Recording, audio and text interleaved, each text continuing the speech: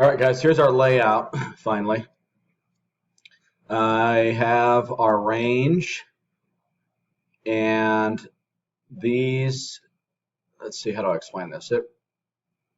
Because this cabinet's off the window, these three uppers are equal, the two cabinets either side of the range are equal, and these drawer stacks are equal. Typically, that doesn't happen, but I had some wiggle room because this is off the corner, because I believe this window went to the corner. I think it's a foot away. Yeah, 12 inches off. So this is centered. Your fridge, 24-inch wide pantry. And this is the end of the wall into the hallway. 6 inches off.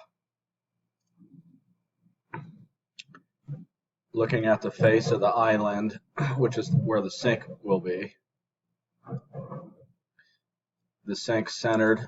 This is about 84 inches long. Dishwasher, trash here. Microwave, a drawer underneath of it, and then just a standard cabinet here. So you can see, and these posts are pretty accurate to what you have. Walkway space between the post.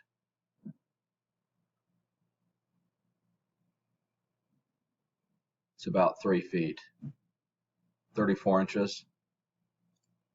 And the only way to make that bigger is if we move this pantry over or made it a little bit shallower. But you could do countertops on the back of this island. So you'd have shaker paneling here. Shaker paneling, shaker paneling. Then you could have the countertop come out, so it's just a big L shape, but it's cabinet void space here, unless you wanted to put a cabinet facing the front door or facing the porch.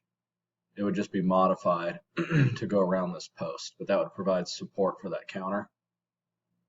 I didn't have this cabinet included, but shaker paneling on the back sides of this stuff here.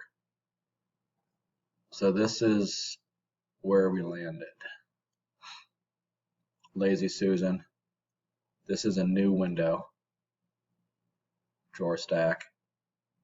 Just this cabinet to just break it up so it's not a solid sea of drawers.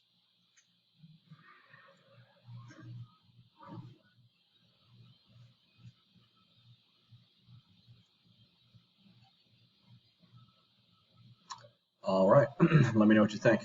Thanks, guys.